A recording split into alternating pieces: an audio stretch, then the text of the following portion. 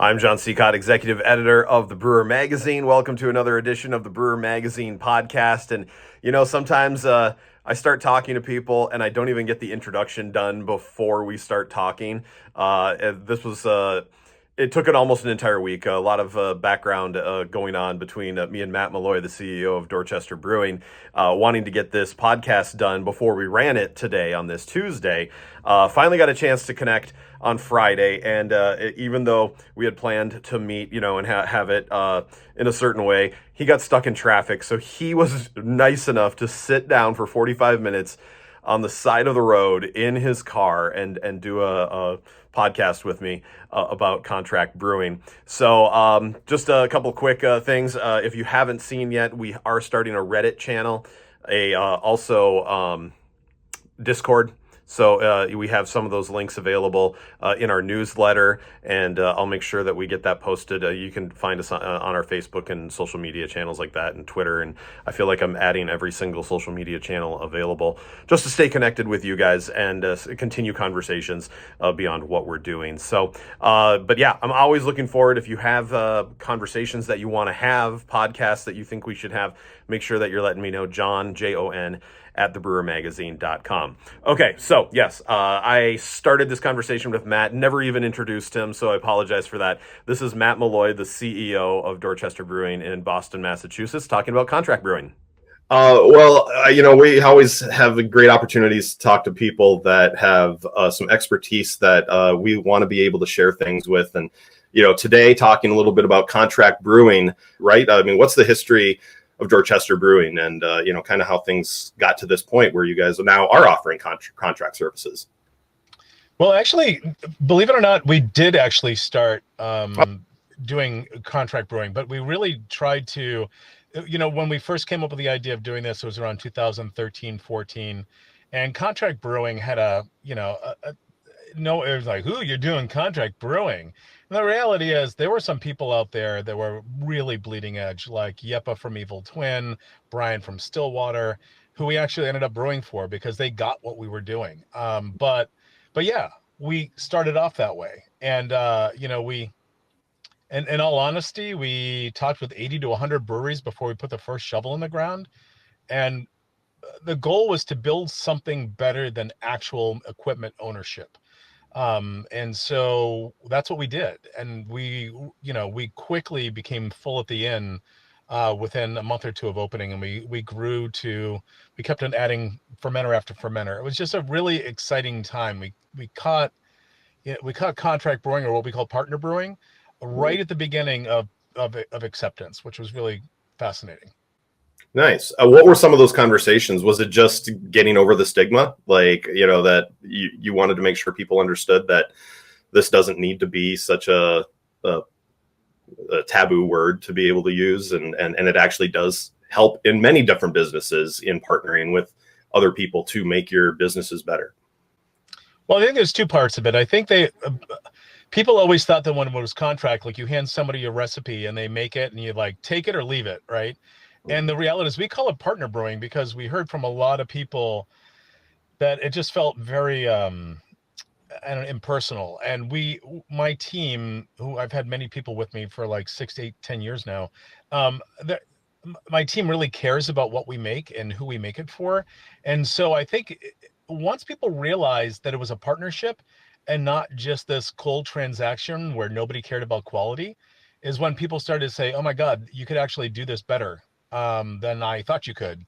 And, and word of mouth really helped to drive a lot of it. Like, hey, you guys have to talk to Dorchester Brewing because they're doing it right. Well, and I know you guys announced in like November, December that you guys have really, stepped forward in that partnership with Aeronaut, who we've had the opportunity to talk to before. And tell us about the Tasty Liquid Alliance that you guys have made. I think anybody that's listening to this knows full well that the beer industry is kind of upside down a little bit. And I think everybody is seeing declining sales in taproom and wholesale. I was talking with a couple restaurateurs on Cape Cod, and they were saying that, very successful ones, their business is down 40%. And a lot of people are time shifting they're going out. Instead of going out for dinner, they're going out for lunch because it's less expensive and they're eating at home. So as we've all seen this, a lot of behavioral changes. And it really, the concept of, we kind of saw this a couple of years ago, that there was this natural consolidation. And, anybody that is in distribution, these distributors are good people, but no one's really getting the lift, you know? And so it's the only way to do this is through economy of scale and bringing brands together that have successful tap rooms, that might have successful wholesale, and and in this case, partner brewing, contract brewing.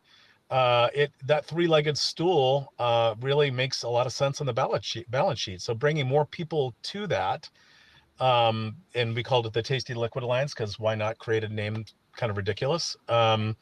But it's Aeronaut will hopefully be one of several that we bring on, because when you start aggregating brands like this, we're all swinging and working together to drive further penetration, but also just achieving additional economy of scale. So it really makes a lot of sense. Aeronaut had its own production facility where they were paying big money a month, Hmm. and being able to eliminate that big monthly nut and the taxation nut that went with it and the staffing component, these are the necessary things that we have to do in order to succeed and thrive for the next 10 to 20 years, right?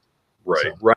And I think it is a lot of times people get into this business starry eyed and not thinking of the business side of things. Not, I love the art, I love the science. Oh, but there's a business component. You have to be able to stay in business. And that is I think you guys saw that. You understand that. Like you said, it's a necessary thing that you need to do. There is money that needs to be made to be able to pay off bills. So being able to do something like this and combining, it just makes sense. And I think a lot more people are starting to get into that realization and understanding how important the business aspect of running a brewery is. I mean, do you see when you talk to a lot of smaller breweries they're finally getting that they're understanding that this is going to be a good thing for us going forward? So why is smaller breweries coming to you and being able to work with them and make that important jump? yeah, it's so funny. There's a lot of different use cases of why somebody would come and work with us. Mhm. There's the smart, you can see breweries that were started off with a brewer with a vision and great recipes. That is one trajectory. You can see breweries that started off with just business people, and that's a different trajectory with different liquids. It's there before you could swing out with into market with the latest hottest IPA, and people would snap it up. It's not that anymore. It's a margin game. It is a sales game. It is, how do you work strategically and partner with other brands or destinations? It requires a business acumen in order to succeed in this market, where 10 years ago the market was way more fluid. It just so happens one of the reasons why we got into contract brewing or partner brewing was you look at market need. My background is I was an executive, senior executive, head of marketing and sales for a company called Zipcar, car sharing company. And I was there for about 9 years and grew that to a public company. And the idea of creating something better than ownership. So Zipcar is basically owning hundreds of cars without actually owning them, right? You just pay as you go. And seeing how successful that was and trying to figure out how do I take that success and bring it to beer was where we came up with this concept of partner brewing. Um, the reason why I bring that up is we went at this right out of the gate of trying to create something that was mutually financially beneficial to both the brewer and us. So we get a manufacturing margin of 8 to 10%, and the brewer that we work with, the ones that have figured it out, say, "Wow, you can make a beer for 20 to 30% less than I can. Why the hell would I not do this?" So it is. It's just. It really, just on a financial level, contract brewing or partner brewing makes makes total sense. I get a different economy of scale and materials that I can pass on that a smaller brewery just can't get that economy of scale. Right, right. And I do want to talk about kind of the economy of scale and how it benefits both you guys and the breweries. But let's talk about the breweries in general. How have, first off, I think you guys how many partners are you working with right now? And, are there some, like common themes of them coming to you, you going to them? How has that interaction grown for you guys? And, do people come looking for you right away? Are you advertising yourself? I mean, how does this interchange work? So we're currently working with about 14 different breweries. We'll probably end up doing about 20,000 barrels a year, 18 to 20,000 barrels a year, which, it's a pretty decent size. It's a combination of, it's so funny, on the side of the can it says made and packaged by Dorchester Brewing in Dorchester, Massachusetts, kind of like the indicia that has to be on the side of a can. Very small mouse type. A lot of people are like, more than about a third of them have said, hey, I lifted up this beer can in my mouth, said this was delicious liquid. Who makes this? Oh, Dorchester Brewing. That happened a lot when people were looking at like the sides of an Evil Twin can. They're like, you make Evil Twin? Oh my God, if you're making it for your Yeppa, make it for me. So it's sometimes it's word of mouth, sometimes it's picking up the can.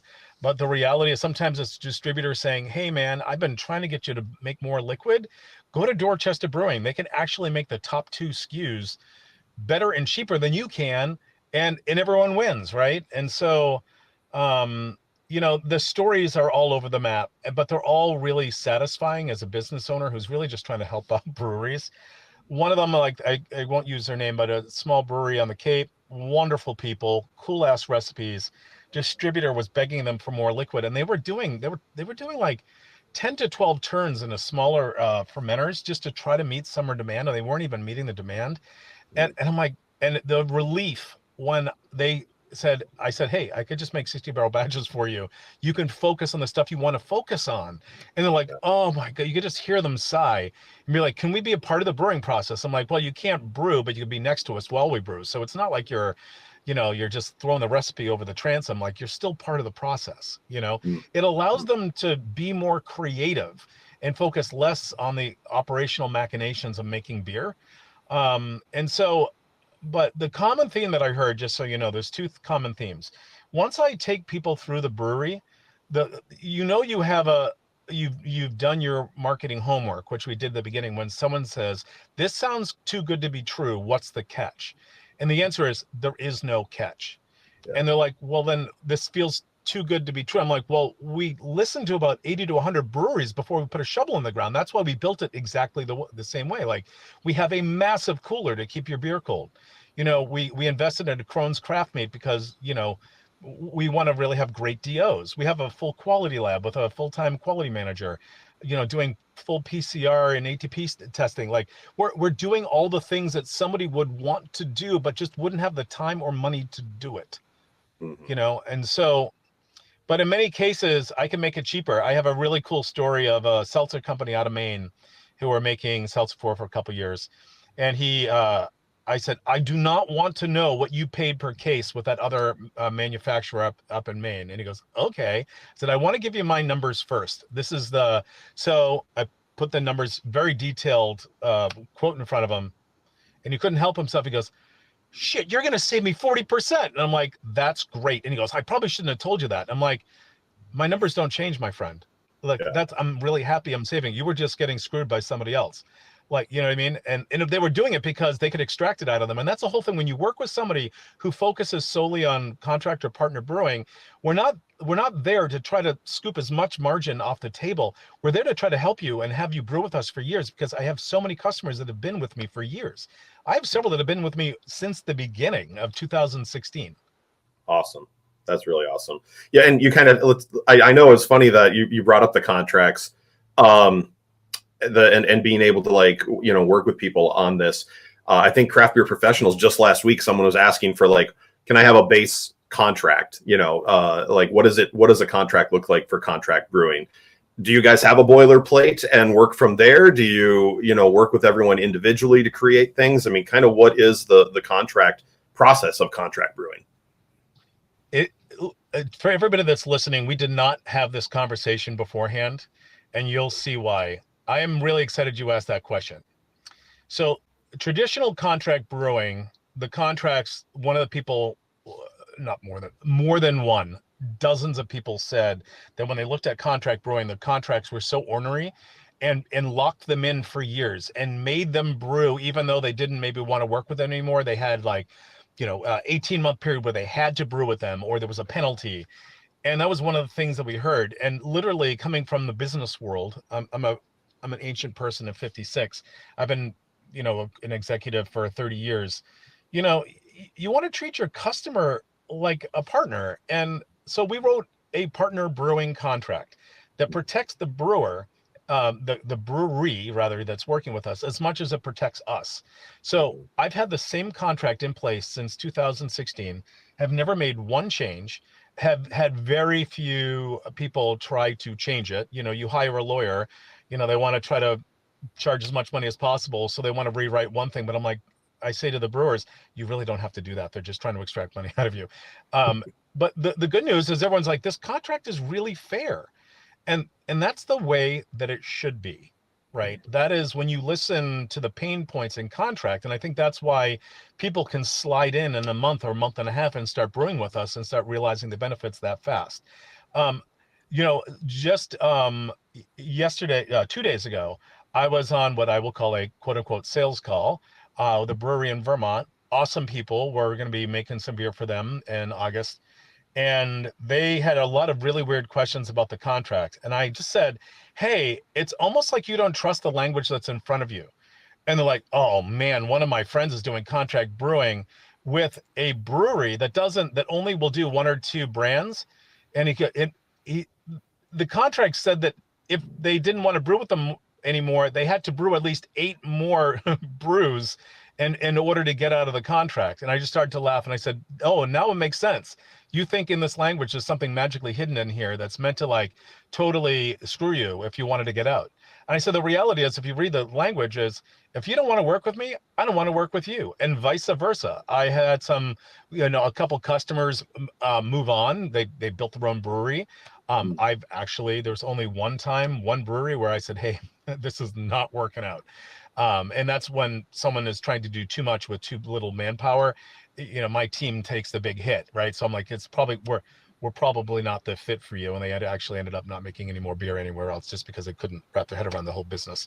But yeah, I mean, a contract should treat and respect you as much as you respect the people that are making the beer for you. So it's the contract part is the easiest part of the whole process, where in some cases you want to start that in pricing. We'll price out recipes for anybody because at the end of the day, we're what's called a cost plus model, and we're a very open brewery. So it's like those are the two things that have the most amount of friction in contract brewing, that we've removed all the friction, which is really awesome. We don't slide a number across the table like a used car salesman. It is literally a full brochure, basically, of what it costs us to make everything: CO2, cleaning materials. So it's an educational tool as much as it's a pricing tool, because in many cases, when we talk with people, brewers literally have no idea what it costs to actually make beer. So it's really refreshing for folks to be able to say, oh, this is what it actually costs. And they'll always say, hey, do you mind if I use this tool at my own brewery to figure out actually what it costs me to make my beer at my place? And I'm like, yeah, man, this is part of it. This is like, use it. So, we send the Excel spreadsheet over and they can plug in what they want. That's awesome. Yeah. Well, let's talk about COGS then, because that seems like a natural progression here. Obviously, you guys can benefit for cost of scale to be able to do this. How, when it comes to the logistics of ordering for you guys, are you kind of set in? Obviously, we have your base malts and things like that. But when you're talking to a brewery, how does that work? If it's mostly, core brands that have core things, in there, or are you making other beers that might have specialty ingredients that you do have to order? Or do you have that stuff on hand? How does that process work in recipe building and when someone's coming to you? Well, recipe building, we really try not to augment any recipe that comes to us, right? We make your beer. We don't make our beer that under your name, right? So we allow we want people to flex and use creative materials. The reality is, we have siloed 2-row, which we really like a lot. It's a really great product, super fresh. We're getting a fill every like 2 to 3 weeks. And so it's coming and it's a great quality product at a really good price. You know, at this inflection point, I'm buying silo fills. I'm buying full truckloads of bright cans. I'm buying pallets of Mosaic, pallets of Citra. I'm not buying one-off boxes. I'm not going to, every once in a while, I will go to like a Lupulin to buy like a box of like Vic Seekers, like some Mhm. weird stuff. But the reality is I've been in market for 6 to 8 years, and I have my vendors that I really like. Obviously BSG, CMG, all the others, but there's also some really great other smaller hop suppliers that I work with that will help me out and work with me. Mhm. Hop Havoc is a really good example. Dylan has always been really great to us. Good person, good team. So I mean, for the most part, we're able to buy like, I'm buying Mosaic and Citra at prices that I'm passing on that still look like a 20% discount to the people that we make beer for, and they're freaking thrilled.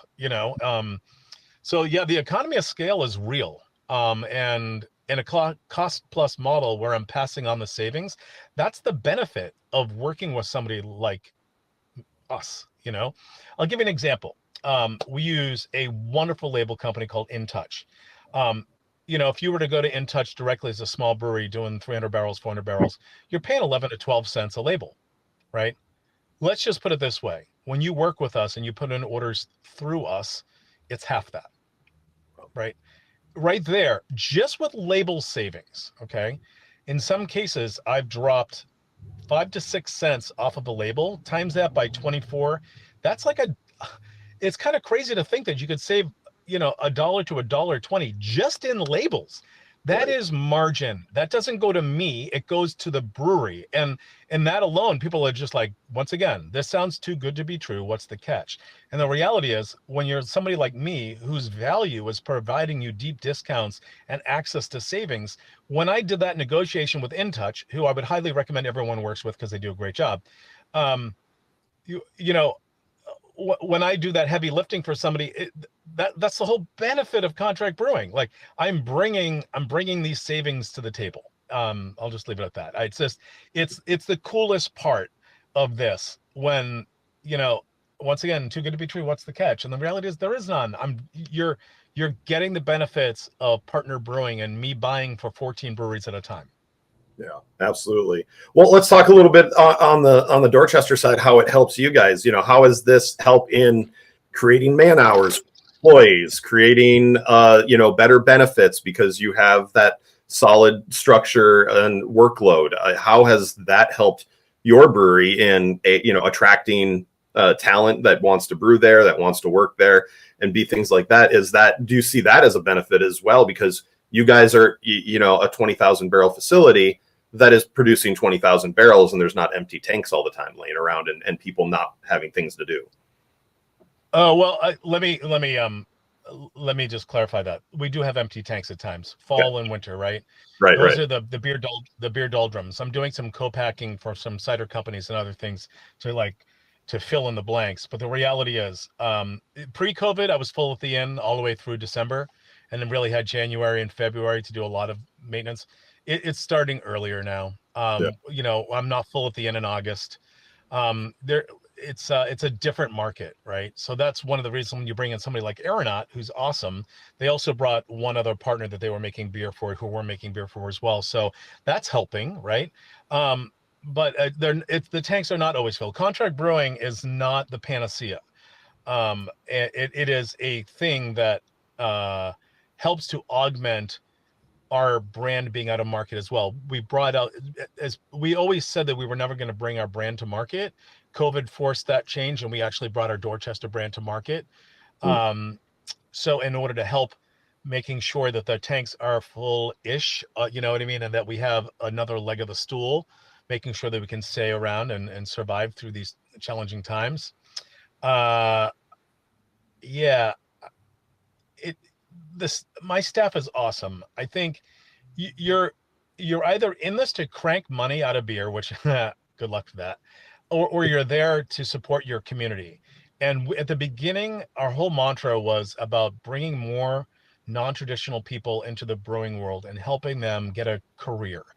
I have a really great story, which really is all about what our mission was, and sometimes you hit it, sometimes you miss it. But in one case, I will tell you, there's one female employee who came in. She started right on the, as everyone does, on the packaging line, showed a lot of aptitude, a lot of willingness, hard worker. She then went up to start doing, running some of the packaging shifts on her own. And then we're like, okay, part of our mission and vision and value here is let's move you into the cellar because I know you want to be in brewing.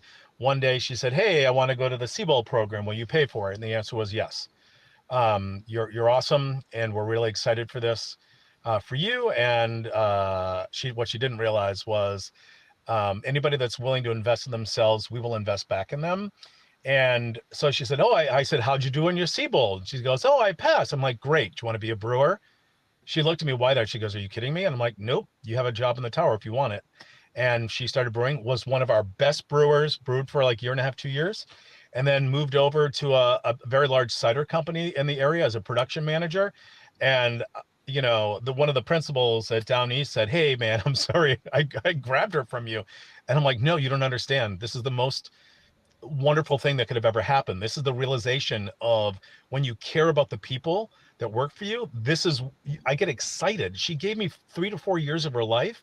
The best gift that I can give her is going to another job and getting more experience and moving up the ladder and actually changing into a different liquid, right? While we have a cider and wine license, we don't make cider and wine on site. I mean, we have, but not in volume. But you know what I mean? Like, to get that new perspective and to move up to a place that's doing 50 to 100,000 barrels a year was like, what a gift. She gave me a gift, and hopefully, and I know for a fact she feels like, we were a good employee. And yeah, we do things like we have a 401k, we have real vacation policies, but we do have an educational program, where we encourage people to use the money that we want to give them to get educated. I mean, hey, look, at the end of the day, no one's getting rich in beer. Well, at least not me. And so it's about doing the right thing and giving back, because that's really, part of why you're in beer. You're in this for the community. You're in this for the people. And some of the most creative, wonderful people are people that work in breweries. And I think we all know that. Yeah, that's awesome. And I think it's an important aspect too that sometimes gets lost, especially on smaller breweries, because of the fact that they have 19 hats on. And, when someone tries to come to them, I know from personal experience of knowing breweries here in the Toledo area that, sometimes that can't happen or isn't thought about. So it is an important aspect to be investing in your people matters. Like, especially when you go from being, the two of us started this company. Well, now we have 50 employees. Well, you have to care about those as much as you care about yourself, if not more. So yeah, it's a key point for sure. Yeah. By the way, it is funny. People say, so as a CEO of a brewery, what do you do? And it's all the things that people don't want to do, because I'm one of the owners. Right. Yeah. And there's only so much that you can expect out of an employee. Right. There's so we're all working together, and I hope I'm creating an environment, longevity speaks. My packaging manager has been with me for 4 or 5 years. My head brewer, who left to go into coffee, was with me for 6. He needed a change. I mean, the reality is you're not going to keep employees for forever, but hopefully you're setting them up for the next step. And hopefully they come back to your bar and sit at the bar and have a beer and shoot the shit with you, because they fundamentally care about the people that they work with. And the good news is I think we've created that. Awesome. The other thing that I wanted to touch about this, and I told you we would talk about it, is the distribution aspect of this. How does that work? Like you said, you guys didn't distribute at the beginning, right? You were just more your room. How has that gone, and how does working with distributors that might be a bunch of different distributors with 14 different breweries? I'm sure there's not 14 different distributors, but you are probably working with some that even aren't yours. How does that thing work? Do you have your breweries work with their distributors? Are you guys working with distributors? Is it a partnership? That's a really good question. So we work with a distributor in Boston called Craft Collective, who we like. They've been in the scene for a while. They've actually referred business to us because they like what we do, and we really like them. But yeah, I mean, I work with 5 or 6 different distributors. And in one case, one of the beers that we make in volume goes out to 9 different states, and so they're dealing with 9 different distributors, 9 to 12 actually, and they're growing rapidly. Distributors like the fact that we can bring an operational excellence to the table that a lot of breweries can't. I have, a partner relations manager, I have a warehouse manager, and we run this like a German train system, right? When a distributor says, I want to be able to pick up beer next Monday between 9 and 12, it's available at 9:01. You know what I mean? Yeah. Well, actually, it's available at 9. You know what I mean? It's pelletized, wrapped, ready to go. And that noise is taken out of it. There are a lot of breweries that comment like, oh man, thank God you're actually letting the distributor pick up at your facility, because I don't know what I would do, one, with the 10 pallets of liquid, and I don't have a forklift, and I can't guarantee that there's a lift gate on the back of it. It's like all that noise, these are the small subtle things that when you're working with somebody like us, all that noise goes away. And the distributor loves that we're centralized in Boston, right? And not out in like Holbrook, Massachusetts. Like they're going into Boston and they're picking it up. And in many cases, we're arranging with a distributor, say you have 3 brands that have beer ready. We're going to palletize, get them wrapped, ready to go. So they're not picking up for one brand, they're picking up for 3 of their brands. So, that's a nice thing when that happens, right? For everybody. Yeah. Um, and the distributors love that. We part of what we do is we can keep beer at our facility for a month at a time. And we keep the beer cold for several weeks. The reality is most of the beer is out of our facility in the first week anyways, because the time's a ticking. It's a live liquid. So we're doing just in time manufacturing. So yeah, distributors really like what we do. In fact, we're their friends because we can get them guaranteed liquid, you Yeah. know, Yeah. and ensure the quality of it. Yeah. Have So, you learned but our anything? distributor, oh, sorry. Oh, sorry. Go ahead. No, I was just going to ask if you've learned anything as having your own distributor, but working with others. How has that helped your relationship with your distributor? Oh my God, this is such a loaded question. Anybody that has a distributor will laugh at me saying it's a loaded question because I think everybody knows. Okay, so I make beer for some people that self-distribute and they make a lot of money, and good for them. They figured out at the beginning that if they built the right sales team, bought the trucks, and invested and knew how to sell, they could do really well. These are really challenging times for distributors as well, and you know, it did, working with my own distributor, who we really like and respect, really did open my eyes a lot, because I'm not only somebody that makes beer, but I'm also a customer, right? So when a small brewery comes to me and says, hey, I want to make 12 packs. And I'm like, your distributor asked you for 12 packs, right? He's like, yeah. I said, you want to see how little margin there are in 12 packs? And I'm like, here you go. And they're like, oh, why would I want to do that? And I'm like, well, they would want to do it, right? Because they're going to get 30% or 32%, and your margin is 4%, because there's this, obviously the 12 pack game is alive and well, and you have to do it at such an economy of scale, a level, for Yeah. even to make money. Like when I see a brand putting a 12 pack out and it's on a shelf for $22, I'm like, they're making like $1.50 off that 12 pack. Why are they doing this? And that is a natural conundrum in this market, which is consumers are looking for cheaper things. Breweries are trying to, run after that, maybe not doing the margin analysis that they should, but the distributor's like, I'll do it because I'm going to make my 30%. You know what I mean? So it's this, 19 twos is another example. Can you make 19 twos? I'm like, how many do they want? A half a pallet. Okay. So they want a half a pallet of 19 twos. That's it. And that's the challenge, right? Like if you're a larger brand and you can do like 180 barrels at 19 twos, that makes money. The dog hunts, you win, they win. But when you're, you know what I mean? When you're as a smaller brewery, you're kind of stuck. Mhm. And that's the challenging relationship that anybody would have with their distributor, right? They're willing to buy a pallet of 19 twos maybe, or a pallet of 12 packs. you're just like, I don't know. It's unfortunately the new beer market where there's minimal margin requires a large amount of liquid flowing through the funnel. And that Mhm. is the thing, the conundrum right now with distributors, right?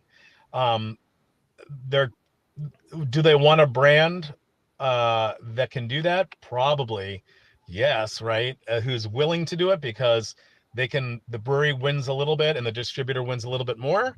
You know that that's what they're looking for. But the majority of people don't fall into that bucket. You Yeah. know, Yeah. even we don't. Even at 20,000 barrels a year, like I've looked at doing 12 packs for my brand. Yeah. And I just look at it, I'm like, when you add everything up, the cost of cardboard, the cost of this, that, like it, it's not worth it. Does that, Absolutely. so that's just one aspect of working with a distributor. The other challenge that we all have with distributors, right, is having to get sales staff to support their sales staff changes the financial picture a lot. Hmm. Like I wish I could just give my entire portfolio to my distributor and know that I'm going to see 5% growth, year 5 to 10% growth year over year. It's just not realistic. There are Right. so many brands that they're trying to manage. The market's down, and we actually have two full-time, actually three full-time salespeople in wholesale right now, moving our brand Liquid along with our distributor as well. So, these are the challenges. These are the real challenges of the market today that I'm obviously sharing with everybody else who's running into the same exact thing. So, no news Yeah. here. Sorry. Sure. No, no, absolutely.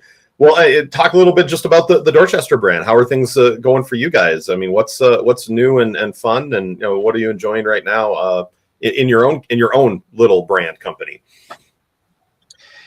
Yeah, I mean, I think I think everybody will laugh at this. We started out the brewery back in 2016 with what we thought was a delicious lager.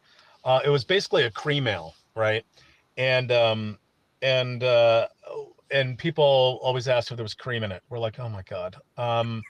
And so we changed the name to a golden ale and double and triple sales overnight. And then, so that is our flagship. And we are Dorchester of where we are. It's kind of like a working color neighborhood.